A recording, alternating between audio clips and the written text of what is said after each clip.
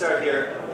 Imagine a world in which everyone has access to clean, abundant energy.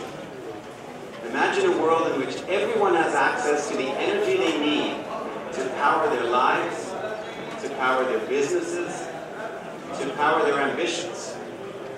That's the mission of our company. I'm the CEO and co-founder of a company called Simpa Energy India, and Simpa Networks is our US parent. And our mission is to make clean energy simple, affordable, and accessible to everyone. So today I want to tell you a little bit about how we do that in our journey, but I want to reflect on these words, on converting ideas into wealth, and hopefully provide for you, for some emerging entrepreneurs and existing entrepreneurs, some concrete advice on how to find your big idea, for the emerging entrepreneurs that are looking for that spark, and offer 3 rules that can help you convert that idea into wealth. Globally, there are 1.3 billion people who have no access to electricity at all. These are the energy poor, and they tend to be among the poorest people in their own countries. Without access to energy, people tend to rely on kerosene, the kerosene lantern, a 10,000-year-old technology of burning oil for light. It's dangerous, it's dirty, and it's dim. It's a very unsatisfactory solution to the problem of needing light after the sun goes down. In India, we have about 72 million households with still no connection to the electricity grid. There are at least as many more with a connection but no electricity running through those lines for most of the day. So the power supply situation is dreadful, and it's impacting people's lives. It's sucking away human capital. It's limiting their human potential. We see 500 million people in India that are still using kerosene as their primary source of lighting. And what struck me as interesting is that the technologies to provide universal access to energy are already here. They've been here for decades. We don't need new technology to solve this problem. What we need is new business models. Because again, the energy poor tend to be among the poorest people in their communities and in their countries. They cannot afford the high upfront costs of modern technologies, solar technologies, for example.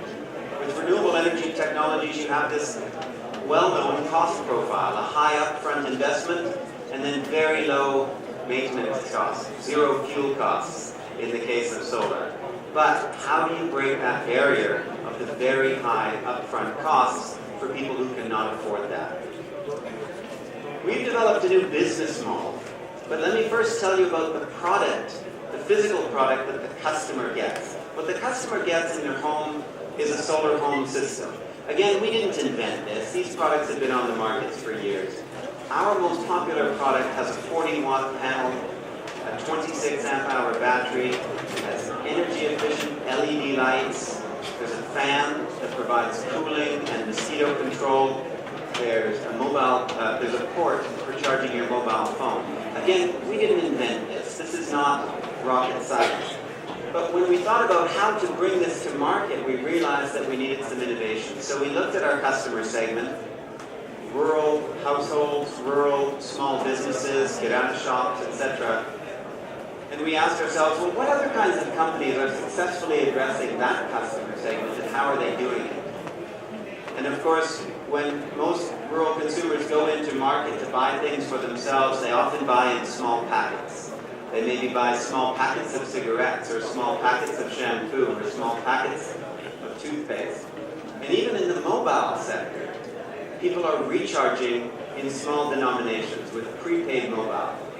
So our big idea is to sell solar like a cell phone, with a prepaid, pay-as-you-go pricing plan. So here's how it works. First, the customer makes a very small down payment. It's about 1,500 rupees. We do a credit check and we evaluate that customer. Once we decided to go we dispatch an installer to install that solar home system product into our customer's home. But there's a meter connected to that product, and just like a prepaid mobile phone, this doesn't work unless you top it up, unless you recharge it. So our customers get the equipment in their home, but then they pay to use it. And after all, isn't that what the customer really values? The use of this thing? They don't care about the choice of panel technology. They don't care about the battery chemistry. They don't care whether this is the very latest kind of LED lights. They want multi-room lighting, they want cooling, they want mosquito control, and they want to pay for those services that they value at the time that they value them the most. And this is the small genius in a prepaid pay-as-you-go model. We have the same model for satellite TV in India, with DTH and recharge, and of course for mobile phones. And that's really the innovation here.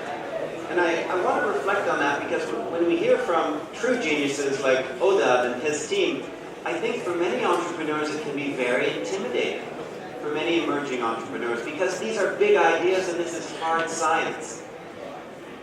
And as an entrepreneur, as an emerging entrepreneur, I know I've been one many times over, and I've met many entrepreneurs, and many emerging entrepreneurs sometimes feel stuck, waiting for that big idea to strike them like a lightning bolt. Or feeling intimidated by these amazing business models that you hear and amazing new technologies that are coming to market. And sometimes that can paralyze you. Sometimes that can make you think, well, I'll just wait until that big idea strikes. Or you're just sort of stuck, or you hear another good idea in another market, but you think, well, no, maybe sometimes this ego truly is original. Don't wait for the original idea. Don't be paralyzed waiting for that. I think the best way to source ideas is to gain exposure to the world, to gain exposure to environments. What really struck me about these small businesses is that they weren't good businesses. At the core, they could barely earn a living out of these sustenance businesses. And the young woman who had and was growing tomatoes, I asked her, how was your year? Did you do well? She said, well, no, this year the weather was not good. The crop was not very good, and I didn't make much money. So, being the optimist, I asked her, well, was last year any better? She said, yes, the weather was great last year. I had a great crop of tomatoes. I asked, did you make any money? She said, no, I still didn't make any money. Everybody else had a really good crop of tomatoes that year, too. And when the traders come in from the cities with their trucks, they negotiate down the prices. And in good years and bad years, this poor woman could not make a decent living. Even with her loan that allowed her to buy more land, she had more rotting tomatoes than the year before. And that was very disturbing, that was upsetting. But she told me about another entrepreneur in another village, service to her friends and neighbors and her customers, who really valued having a charged cell phone. And here's one woman who had 2 acres of land and was trying to convert sunlight into something useful, like tomatoes. And this other woman had 1 square meter of solar panel, and she was converting sunlight into something useful, charged cell phones. That's a better business, I thought. So that's where the spark of the idea came. But after that original intellectual theft, I went on stealing and stealing and stealing other ideas. I was on a rampage. I stole ideas from both those entrepreneurs. I stole ideas from the mobile phone sector with the prepaid we talked about. In the US, we've got some very successful solar leasing companies that we've borrowed, stole ideas from as well. On the back end, there's some financial engineering that goes on. We own all of these solar assets. We can place this in a separate legal entity and we can capitalize that in new ways. That's an innovation, a financial innovation that has started in the US. We stole some ideas from the DTH sector in their distribution channel of village-level dealers. And for microfinance banks, we brought in the head of HR from a very successful microfinance company because it's very difficult to grow a rural organization, very difficult to recruit and retain good quality people in rural areas. So ideas can be stolen, and your idea can be stolen. And I know that sometimes that also gives great entrepreneurs a reason to pause. Sometimes you hold your ideas too close because you're afraid they're going to be stolen. But let me tell you, yes, your idea can be stolen, and I'll steal it if I can. But your passion and your execution cannot be stolen.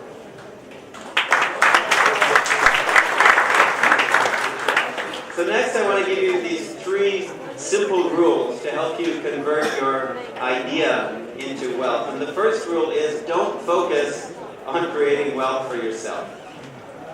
Focus on creating value for your customers. Right? We've heard this many times. Many of our customers run small shops, kid-out shops, medical shops. And our best customers are those customers that can keep their shops open later at night and generate more income because they're using our system.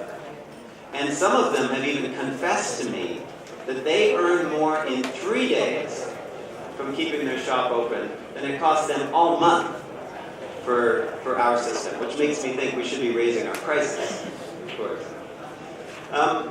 So, yeah, many shopkeepers, also households. This child's parents have invested in his education. He's going to a private school, not a posh private school, but he's getting private education because, as we heard, in the public school system, what was it? 80% of students at grade 8 are only reading at grade 1, standard shop.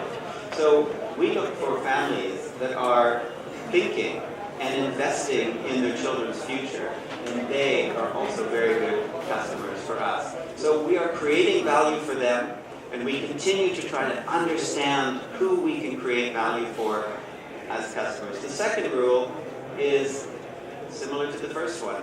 Don't focus on creating wealth for yourself. Create value for your channel. You've got a great idea, you've got a great product, you've got to get it out to market somehow.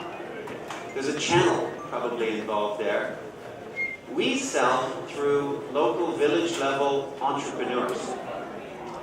And I visited this particular entrepreneur. We call them our Urja Mitras, your energy buddies. I met with this particular guy, and I wanted to understand why he's working with Simpa. And of course I assume that he likes making money. But he took me around to a few of his customers, and one person had a small shop, and it was dark, and the shop was still open. And he took me to a family, and I stepped inside the home, and the light was shining, and the young mother was on the floor playing a game with her children, a rhyming game, a number game. This was after dark, but because of Simpa lights, this was continuing. And we sat outside in the veranda and had tea with many of the men from the area. And the conversation was very lively. And he said, our systems provide 5 more hours of light every night. That's 5 more hours you might keep your business open. That's 5 more hours you can have conversation. You can play with your children. You can have tea with your friends. He said, we're not selling 5 more hours of light every day. We're selling 5 more hours of life every day.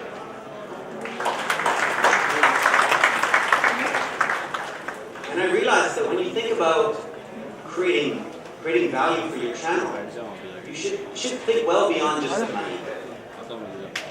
This man and many of our entrepreneurs are motivated not only by the ability to make an income, but also because it improves their status in the community, and it improves their community, and they want to help their community. We also train and then employ solar technicians drawn from the rural areas as well. And similarly, their motivations are not only to make money. Their motivations are also to develop new skills that they know someday they can build upon and they feel great about that as well. And when we talk to them, they reflect the same things back to us. So think deeply about your channel and how you can create value for them. The third rule is don't focus on creating wealth for yourself. Focus on creating value for your investors. It's another really key stakeholder in your enterprise. And we've been, I think, very successful at mobilizing different kinds of investors at different stages of our development. And just like you can segment your customers, investors need to be segmented as well. Their needs are not all the same. So get to know your prospective investors when you're meeting with them before you ever do a transaction, and understand what their needs are. It isn't always as simple as making money. Many of our investors are impact investors, and they care as much about the social impact as the financial return. But even within that, some of them are looking for, some of them measure impact in different ways, and some of them think about, they have different time horizons for their investments. So think deeply about how you can create value for these different stakeholders, your customers, your channel, and your investors. So let's imagine that world in which everyone has access to clean, abundant energy. Everyone has access to the energy that they need to power their lives, to power their businesses, to power their ambitions. Imagine what she will do with that. And imagine the wealth that she can create. Thank you. About payment integration, because considering the rural segment that you're targeting, how these guys are, how the customer segment is paying for this. You mentioned about the prepaid model. So do you also look at mobile wallets, for instance, or also using other prepaid mechanisms? State Bank has one feature, reach out feature. I think that's one. Abhishek. Yes. So we try to leverage the existing payment channels that are there. The Urja Mitra, for example, he also is able to recharge customers, but customers can also go to payment points, the same places they would go to recharge a DTH system or a mobile channel. I'd love for there to be mobile money and mobile wallets in wide use. In rural areas, certainly not. Not yet, but it's coming. So we're ready for it, but consumers don't use mobile wallets in rural areas yet.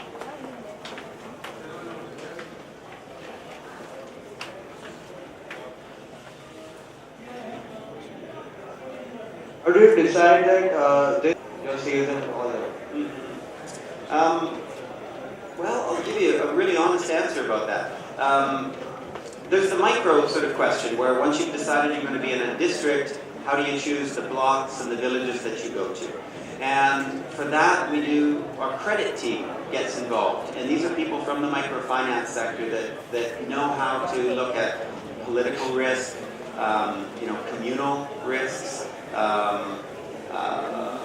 and even livelihood risks. But there's another, when I talked about thinking about investors as a key stakeholder, let me tell you what we did before. We used to be in Karnataka, and we were in some very remote villages that took about 2 days to get to and back. And I found it was really hard to get an investor to come out for a field visit when it was a 2-day commitment. So when we thought about launching up in UP, we chose Western UP. And partly because it's close to Delhi.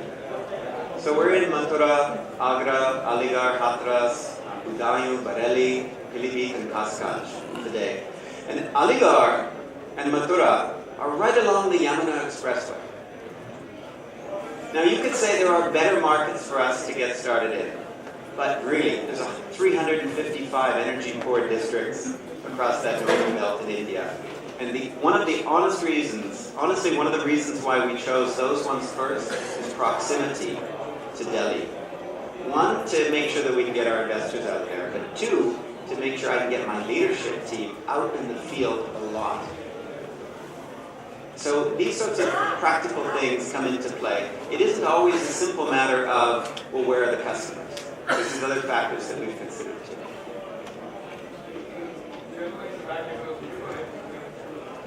Very impressed the way you come up with that. And so, how do you see the next 1 or 2 years in the India, especially renewable energy? And the second thing I want to ask, because I'm in the IT field, so how IT can help to scale the renewable space?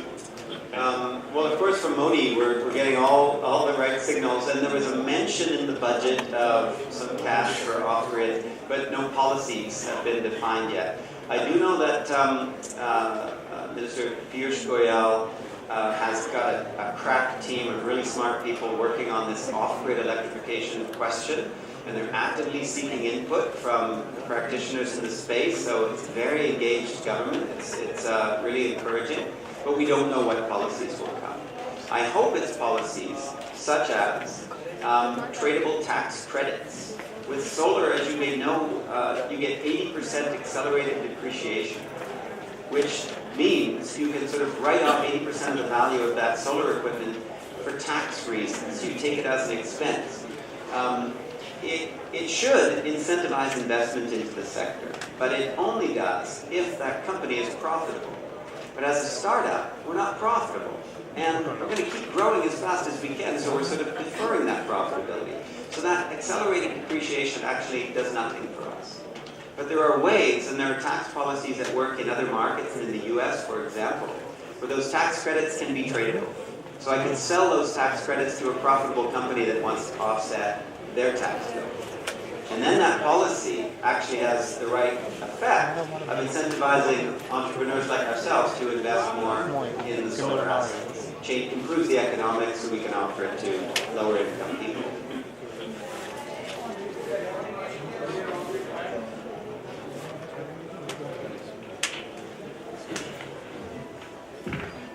My name is Amit. I just think that your model is you are giving it on loan and taking the EMIs. Now my same question is, how could the government help in this way? Instead of finding the land to put on the solar panels, they could loan to the individual households with a reduced interest or something, and then they don't need the land and all, and the investors, the household is also benefited. That's a good question. I'll just reflect on the US solar market as an important example. So there's a company called Solar City in the US, in San Francisco, that used to be a solar installer, right? But the only customers they could get were the very rich and the very green.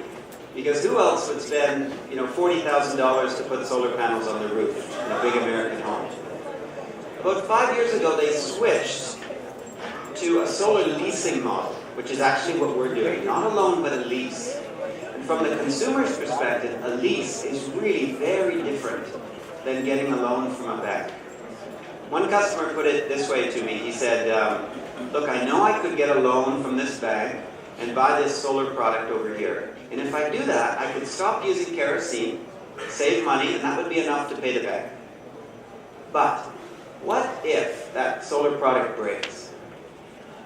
What if the company doesn't come and service it? I still owe the bank, but I've gone back to kerosene. I'm paying twice.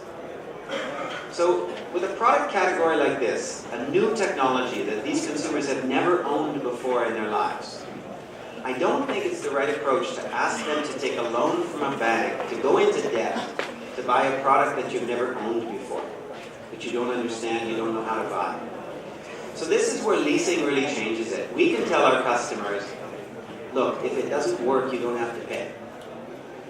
You're paying us for the service that this product delivers. If the product doesn't deliver service, you don't pay. The bank can't tell the customer that. The bank says, here's your money, you pay me back. I don't care what you do with it. Don't come crying to me if that product doesn't work. So leasing shifts all the technology risk to us and away from the consumer. And well, we get compensated for that too. I mean, we can charge more than a bank would because we're taking this additional technology risk as well.